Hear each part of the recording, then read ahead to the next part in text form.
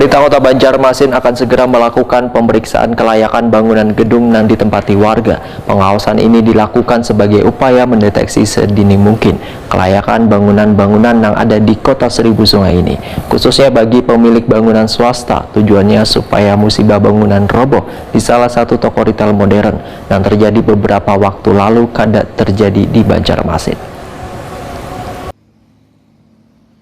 Dinas Pekerjaan Umum dan Penataan Ruang Banjarmasin akan segera memberlakukan persetujuan bangunan gedung berbasis elektronik melalui surat bukti kepemilikan bangunan gedung kepada gedung-gedung yang ada di Banjarmasin.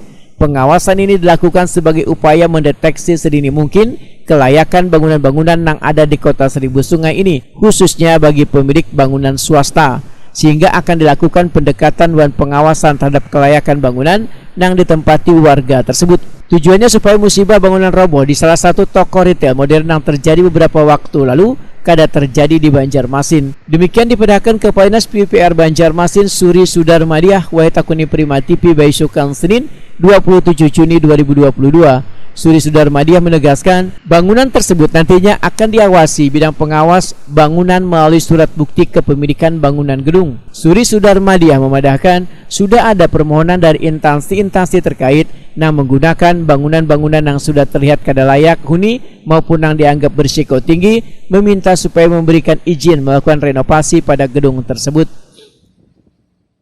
Kalau dulu ada namanya IMB ya, izin mendirikan bangunan. Nah itu dengan peraturan yang baru itu namanya adalah PBG, persetujuan bangunan gedung. Namun itu semua melalui elektronik gitu ya, berbasis elektronik melalui SIM BG yang dikembangkan oleh Kementerian. Kita juga sebagai pemakai istilahnya, namun juga kita juga ada keperluan terkait dengan SIM BG itu kita juga memberikan masukan. Nah itu sih yang tadi. Cuman memang di SIM BG itu kan ada sifatnya elektronik. Teman-teman di Wasbang kalau ada yang mengajukan yang tidak mungkin yang belum mahir atau belum bisa melakukan SIM itu akan diberitahu gitu cara-caranya seperti apa.